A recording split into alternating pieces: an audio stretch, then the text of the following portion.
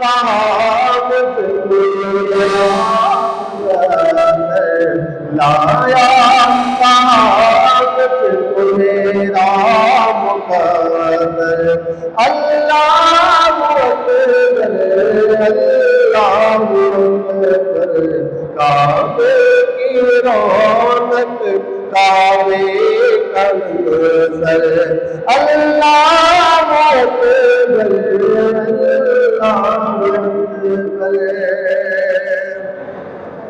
भेजा है जन्नत से मुझको खुदा ने, जो माल तुझको मेरे मुस्तफा ने। भेजा है जन्नत से मुझको खुदा ने, जो माल तुझको मेरे हजरे असवद तेरा मुकद्दर, हजरे असवद तेरा मुकद्दर। अल्लाह इस बार मतलब कितने लोग जा रहे हैं नागपुर एम्बार्केशन पॉइंट से? नागपुर एम्बार्केशन पॉइंट से अभी फिलहाल में 28 तारीख का और 31 तारीख के दो प्लेन हैं। अभी तक उनका जो डाटा आया है 1100 हाजी उसका आया है। हाँ, और हो सकता है कि 1-2 हाजी। और उसमें एक बात हुई है, सेंट्रल हज कमेटी को छत्तीसगढ़ हज कमेटी ने जो 500 हाजी वहाँ से जा रहे हैं, एमपी के जो 250 हाजी जा रहे हैं, और नागपुर और इधर से जितने भी हाजी जा रहे हैं, उन्होंने एक कोशिश की है सेंट्रल हज कमेटी को बल के अंदर में उन्होंने ये कोशिश की है कि हमें नागपुर एम्बार्केशन पॉइंट ट्रांसफ़र किया जाए। उसके ऊपर सेंट्रल हज कमेटी विचार कर रही है। आने वाले दिनों में हो सकता है कि वो पूरे के पूरे इधर नागपुर ट्रांसफ़र हो जाए, क्योंकि बहुत से हाजियों का ये भी कहना है कि जो 20,000 का डिफरेंट है, हम वो नागपुर एम्बार्केशन पॉइंट के लिए देने को तैयार हैं।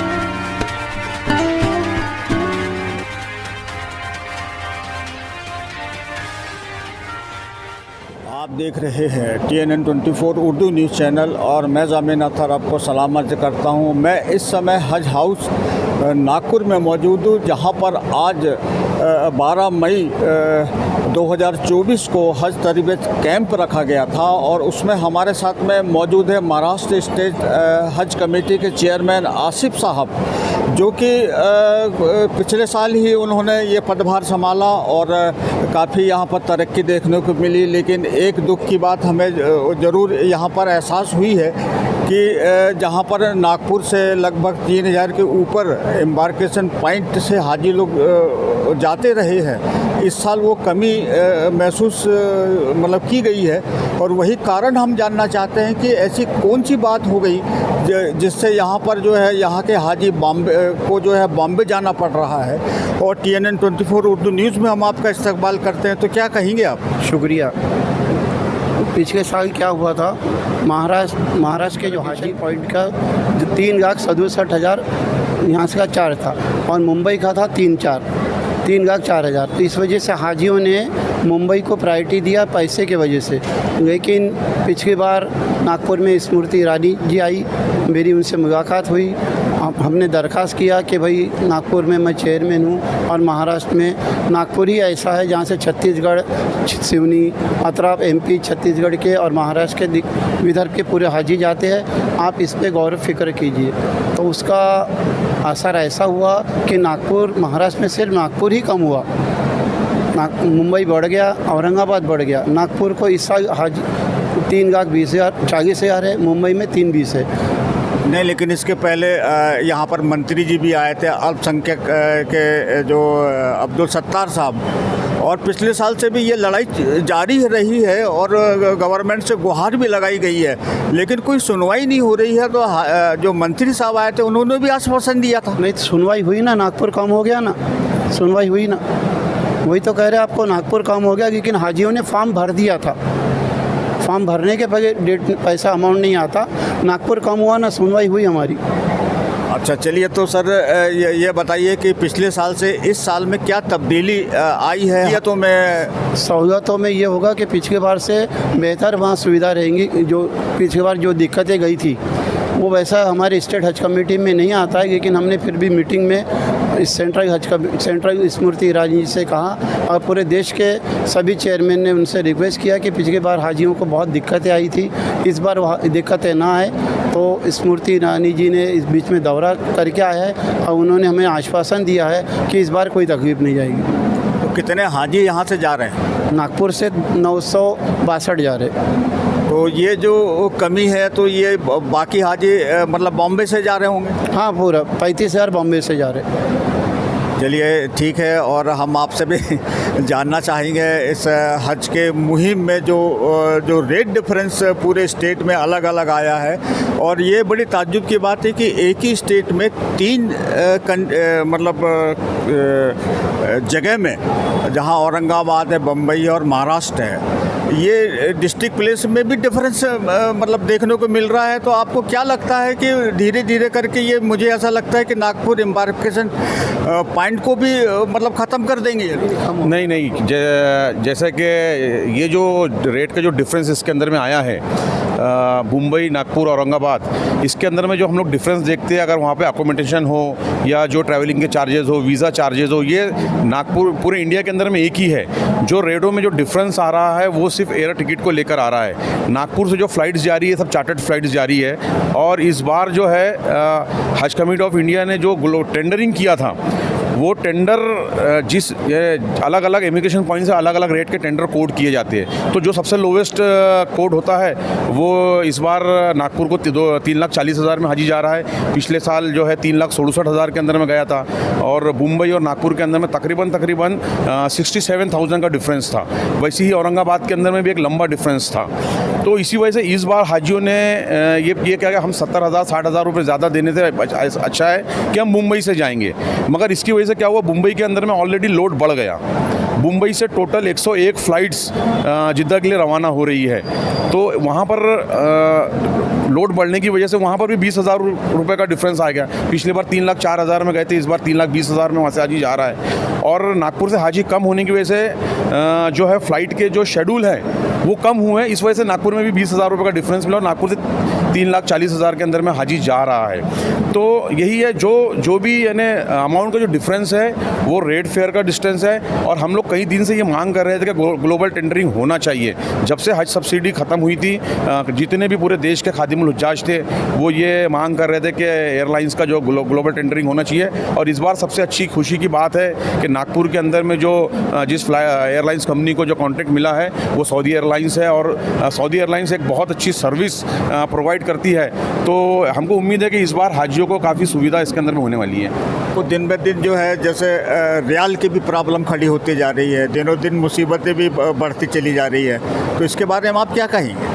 नहीं, कैसा है, हाजियों को ये पता है कि हमें हज करने जाना है तो थोड़ी मुशक्क़त उठाना पड़ता है। तो मसला यही है कि हर चीज़ अवेलेबल हो जाती है, बस थोड़ा सी सोच का फ़र्क रहता है लोगों का। कोई बहुत ईज़िली सब कुछ कर लेता है, कोई सोचते ही रह जाता है और कर नहीं पाता है। तो आप जैसे रियाल की बात कर रहे हो, तो आज यहीं पर ही यहाँ पे जो हज हाउस में ही जो है 2 अपना बैंक के लोग बैठने वाले हैं, वो यहाँ पे रियाल मुहैया करा देंगे, और सारी चीज़ें जो है हो जाता है। तकलीफ़ तो आती है, पर अल्हम्दुलिल्लाह तकलीफ़ का ही नाम हज है। तो वो तकलीफ़ से गुज़र के हम फ़रीज़ा अदा कर देते हैं, हम अल्लाह रब्बुल इज़्ज़त के बारगाह में अपना हज कबूल करवा लेते हैं। उसका नाम तकलीफ़ है। तकलीफ़ आएंगी थोड़ी, आप लोगों को तकलीफ़ उठाना पड़ेगा थोड़ा सी, और इंशाअल्लाह उसका बेहतरीन अज़र अल्लाह पाक आपको आखिरत में अता फरमाएंगे। चलिए, बिल्कुल सही मतलब फरमाया है कि बिना सफ़र हज जो है वो सब्र का ही हज होता है। और इस बात को यानी जब तक वो इंसान यहाँ से सब्र करके जाएगा तभी उसको समझ में आएगा कि हज के जो फरीज़ा है वो कहाँ तक हमारे लिए कामयाब हुआ। और ऐसे ही देखते रहिए TNN 24 उर्दू न्यूज़ चैनल। मैं ज़मीन अतहर आपसे विदा लेता हूँ। शुक्रिया, धन्यवाद, खुदा हाफिज़। जहाँ पर हमारे साथ में अध्यक्ष महोदय जो प्रेसिडेंट है सेंट्रल तंजीम कमेटी नागपुर के, जो कि 20-22 सालों से लगातार हाजियों की खिदमत को अंजाम दे रहे हैं।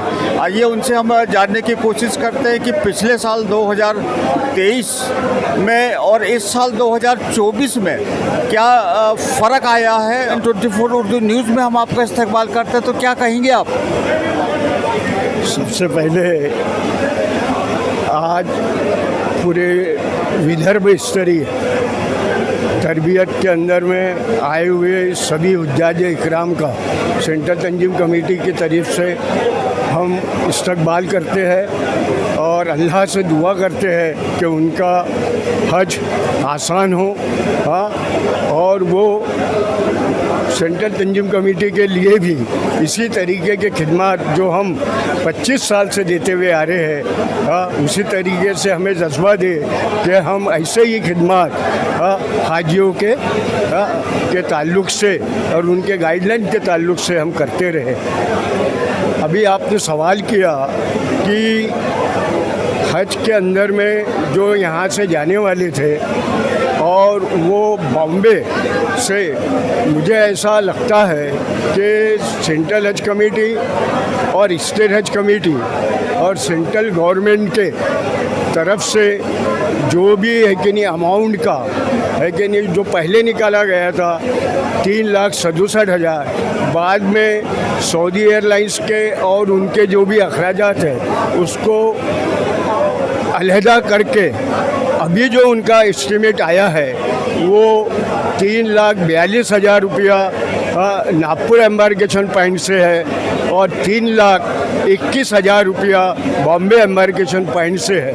ये बड़े खुशी की बात है कि उन्होंने इसका जो डिफरेंट है, पर हमारी मांग है सेंट्रल तंजीम कमेटी की तरफ से और नागपुर शहर के जो हाजीस जो नागपुर एम्बार्केशन पॉइंट से हमेशा जाते थे, हाँ, उन्होंने जो अमाउंट का जो खर्चा है, मैं गवर्नमेंट से और सेंट्रल हज कमेटी से आने वाले साल में ये उम्मीद करता हूँ कि हिंदुस्तान के जितने भी एम्बार्केशन पॉइंट है उसमें हाजियों की एक ही अमाउंट है। इस समय हज हाउस नागपुर में मौजूद हूँ और यहाँ पर एक ऐसे छोटे हाजी से मिलाने जा रहा हूँ जो कि वो हज करने जा रहे हैं। आइए उनसे हम जानने की कोशिश करते हैं कि आपका क्या नाम है? मेरा नाम सैयद मुबशिर हुसैन है। तो आप हज की मतलब किन के साथ जा रहे हैं? मैं अपने पापा के साथ जा रहा हूँ। तो कैसा लग रहा है आपको जब हज के लिए प्लेन में बैठोगे, अल्लाह का जो घर है काबा शरीफ उसको देखोगे, तो आपको कैसा लग रहा है? मुझे बहुत खुशी हो रही है कि मैं हज को जा रहा हूँ। तो आपके जो साथ वाले हैं, घर वाले हैं, क्या बोल रहे हैं? हाँ, अच्छा बोल रहे हैं, अच्छा बोल रहे हैं। और क्या नाम है आपका? मेरा नाम सैयद मुबशिर हुसैन है। कहाँ रहते हैं? मैं हंसापुरी में रहता हूँ। चलिए, बहुत बहुत मुबारक हो और अल्लाह आपका हज जो है ना आसान और कबूल। सेंट्रल गवर्नमेंट हाजियों के ताल्लुक़ से अगर वो समतौर पूरे जितने भी है कि नहीं 34 या 35 जो एम्बार्केशन पॉइंट है उसके अंदर में अगर डिफरेंट 5-10 हज़ार रुपये का एयरपोर्ट के हिसाब से खर्चे के हिसाब से रहता है तो मैं उम्मीद करता हूँ कि नागपुर एम्बार्केशन पॉइंट से आने वाले साल में 5,000 हाजी जाएंगे, ऐसी मुझे उम्मीद। पर हमें अभी नागपुर किया जाए, पर ऐसा है कि हिंदुस्तान के अंदर में इस टाइम के ऊपर में शेड्यूल के है कि नहीं अपना वो आगे है और मेरे को लगता है कि ज़्यादा इसमें गुंजाइश नहीं दिख रही है कि उनका वो ट्रांसफ़र हो। वह हमारे लिए बहुत खुशी की बात रहेगी कि अगर वो बल्क के अंदर में इधर ट्रांसफ़र करते हैं तो हमको हाजियों की खिदमत करने का मौका मिलेगा। आइए, हमारे साथ और भी शख्स जुड़ गए हैं। आइए, आप अपना पहले तारुफ बताइए। मेरा नाम मोहम्मद जावेद मोहम्मद इकबाल है। मैं यहाँ हाजियों की खिदमत के लिए आया हूँ। तो तो कैसा लग रहा है आपको इस साल? हालांकि 2023 में ये संख्या बहुत ज़्यादा थी, तरबियत कैंप में लोग भी यहाँ पर काफ़ी बड़ी संख्या में आए थे। इसके पहले भी महाराष्ट्र स्टेट हज कमेटी का तरबियत कैंप हुआ था, उसमें 800 लोग आए थे। और ऐसा लग रहा है कि अब क्योंकि यहाँ से एम्बार्केशन पॉइंट से कम हाजी लोग जा रहे हैं, शायद यही कारण है। तो आपको क्या लगता है रेट डिफरेंस के बारे में? हाजियों की तादाद कम हुई है उसका तो हम लोगों को अफसोस है, क्योंकि हम लोग सालों से ये काम कर रहे हैं सेंट्रल तंजीम कमेटी के मातहत, और हम ज़्यादा से ज़्यादा हाजियों की खिदमत करना चाहते हैं। लेकिन अब गवर्नमेंट की क्या पॉलिसीज़ है और गवर्नमेंट की चाहत क्या है वो उसके बारे में मुझे ज़्यादा जानकारी नहीं है। और ऐसे ही देखते रहिए TNN 24 उर्दू न्यूज़। मैं ज़मीन अतार आपसे विदा लेता हूँ। शुक्रिया, धन्यवाद, खुदा हाफिज़।